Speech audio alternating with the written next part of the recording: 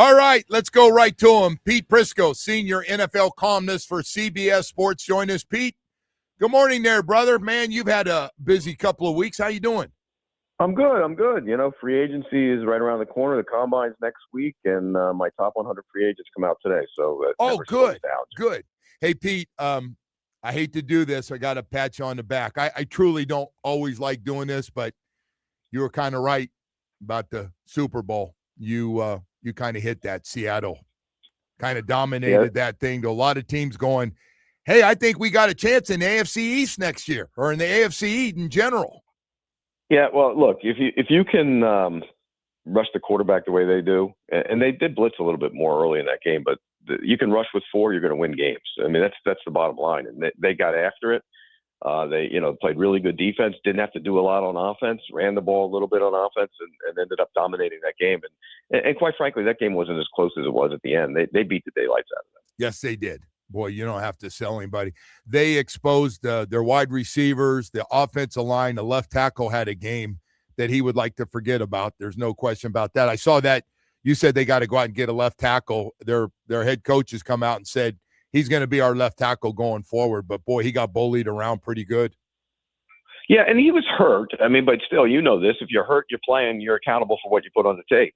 And ultimately, okay, he fought through it, but was that the right thing to do? He didn't play very well. I thought he was a guard coming out.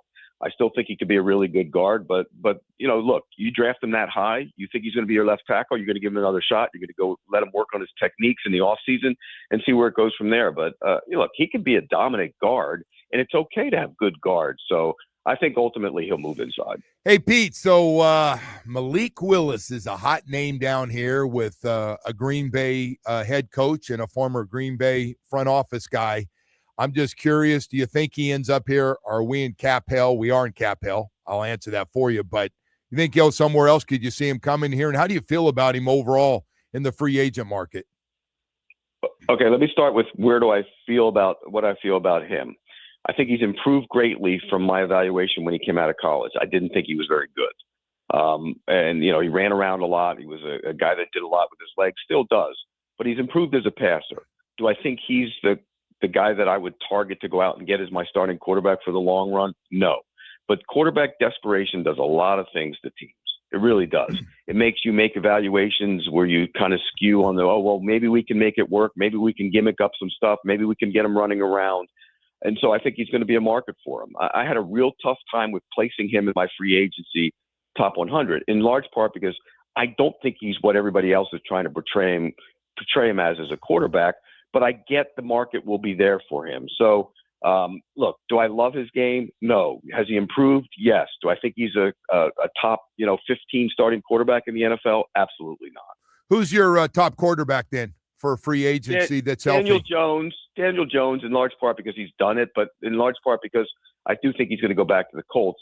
Again, the injury concerns me, but he's the top quarterback, and that's the problem, Joe. There aren't any quarterbacks.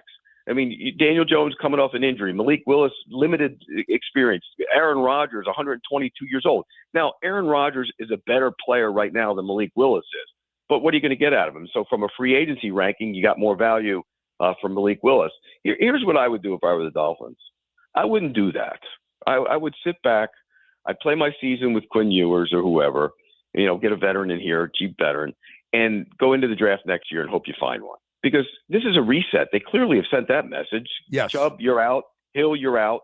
Reset the whole thing. And don't go panic on a quarterback. Quarterback panicking is bad. It's not like if Malik Willis comes to the Dolphins, are they going to be any good? No.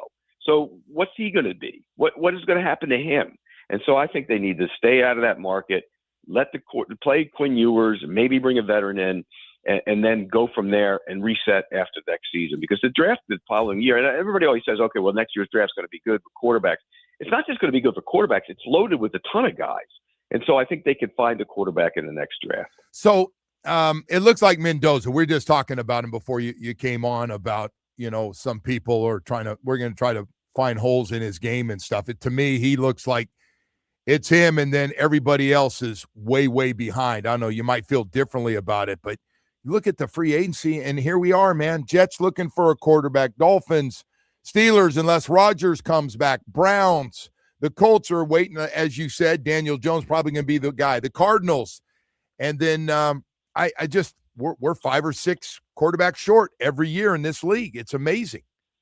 Yeah, it really is. And next year, like I said, next year you got a ton of them. I mean, you have a ton of guys. Arch Manning will be in that class. You got Dante Moore will be in that class. You got a ton of them in next year's class. But for now, you're right, and that's where desperation becomes a problem. And teams reach for them, and they go, well, we can't wait. We're going to have to go, because all the fan bases want to win right now. But the Dolphins are in a different situation right now. You got a new GM, you got a new coach. You're going to retool the whole thing. Be patient. Don't panic. And I think that's got to be the message they have to take when it comes to the quarterback position. And I think they will. But you're right. I mean, look, you look at the teams looking for quarterbacks and you look at the quarterback market, it is not very good. Yeah, and let me ask you about Mac Jones. Everybody making him back. Everybody goes to San Francisco, seems to rehab. Either it's a coach or a player, and it becomes the hottest thing. You think Mac Jones gets traded?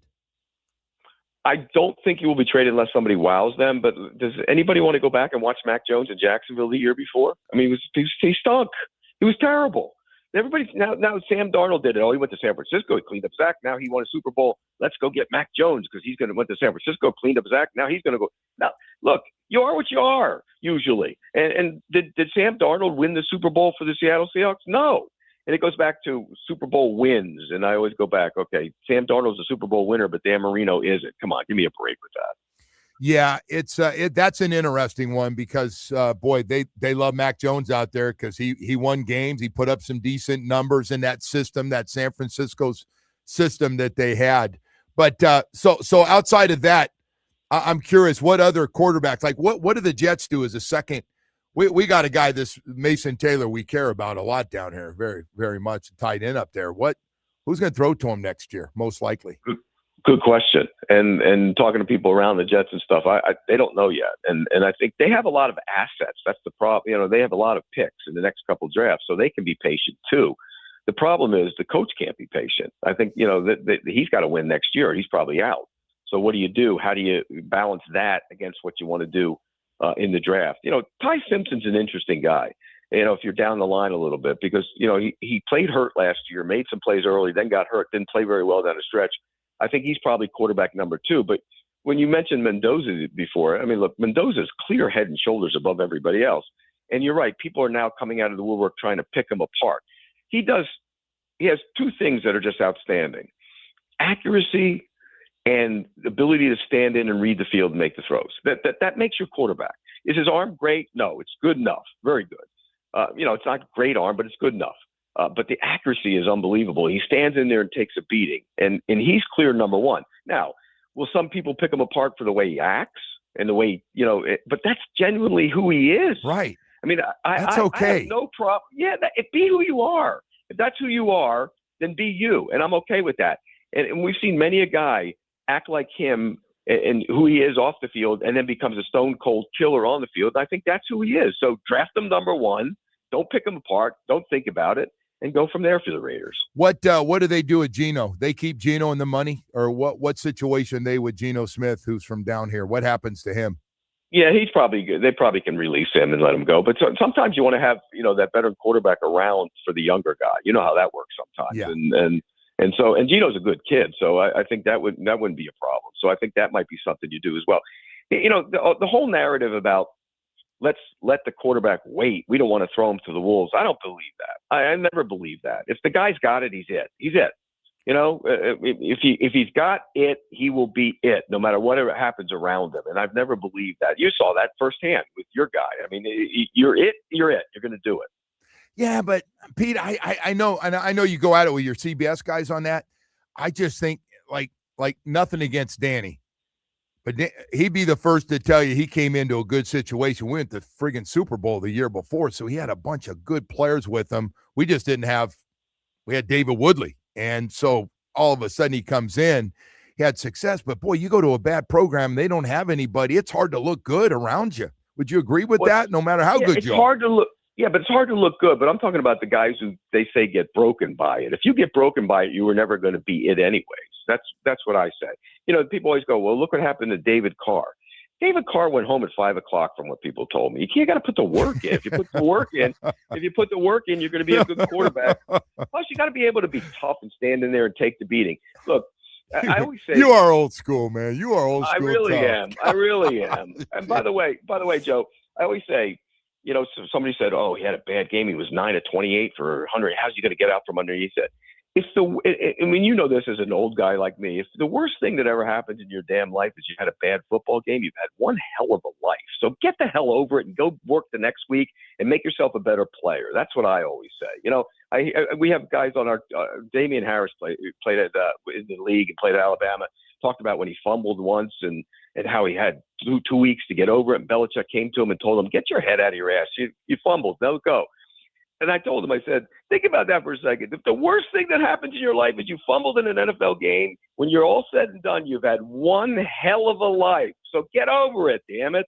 So it's funny you said that, because we have had guys down here that we've drafted that didn't have success right away, that went into a real mental funk to the point of needing counseling, like getting help, because they've had all this success in college.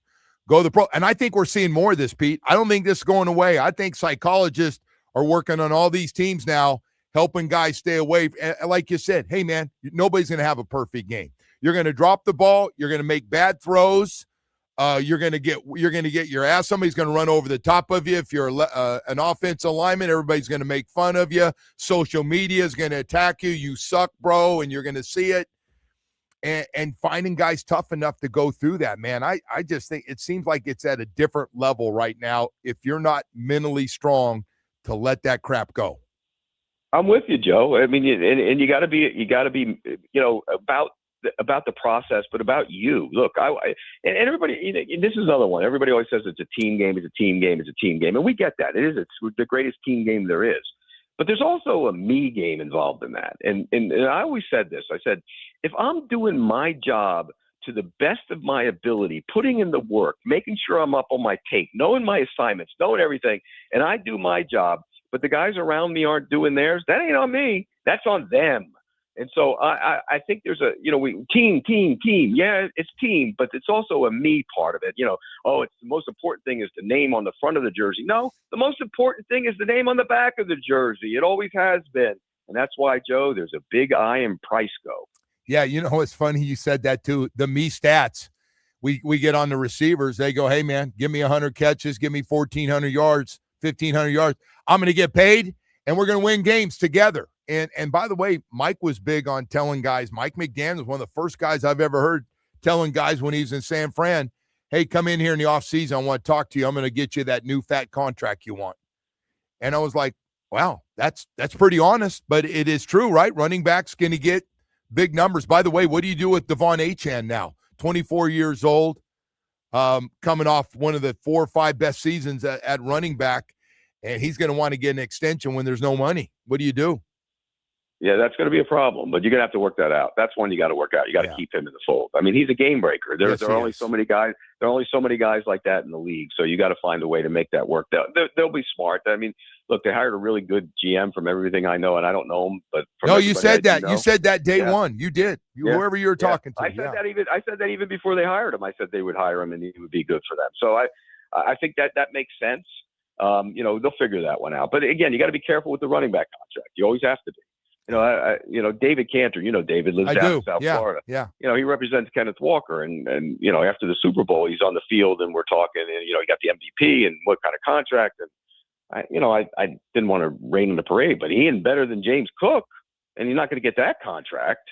So what do you slot him in as? What do you give Kenneth Walker? I just think you got to be careful. Same with Travis Etienne in Jacksonville. They're not going to pay him. You got to be careful with the contracts you give to running backs. It's like you want those guys. Don't get me wrong. I'm with you. I am really curious. You don't think they tag him, do you, up in Seattle? No shot, huh? No, he's not going to get tagged. But by the way, he bounces everything too. By the way, not a great in between the tackles runner. I don't think so. Makes some nice cuts though in that big game. Yeah, he does. Doesn't have great speed. Not the fastest guy in the league. Not Achane. He's not better than Cook, so he shouldn't get more money than Cook. And I don't think he's better than. Etienne's not better than Cook. He should get more money than Cook. So Achane, you could make a strong case for it because the guy has home run speed. There's only so many guys in the league that have that. Yeah. Hey, Pete, great being with you, man. I really appreciate it, bud. I know you got a lot of stuff going on. Hey, can I ask you one question? They've been getting on me. Woody's been getting on me. I told him my wife's not big on me going to strip clubs, so I don't go to them. I'm not saying I didn't used to go to them anymore either. Okay. I don't go anymore. By the way, I've actually been. You've been too. But I'm like, I mean, did that, done that. You did it and done it too, right? Way back in the day. I think I you were the mayor. Weren't you the mayor? I think I fell in love with one for like a week or so. I was in love, and then I realized she told me I was the one, but then I found out another guy that had more money was the one, so I figured out it wasn't going to work. So. You know what you do now? You just say you go watch games at the. Doesn't the Cheetah have like the Cheetah and Howard? I don't know. Big sports bar. You go watch games. You sound like Omar Kelly. Call Omar Kelly. He and Uncle Luke go down there together. Man, those guys. Yeah, I haven't been in a while either. By the way, no, I haven't. Pete, thank you. You got it. Take care. Pete Prisco, senior NFL columnist for CBS Sports. See, getting Pete to open up. He doesn't go to him anymore. I haven't been in a long, long time. And on the road, I have not been in a long, long time. But I'll tell you what, Michael caught you at choice one.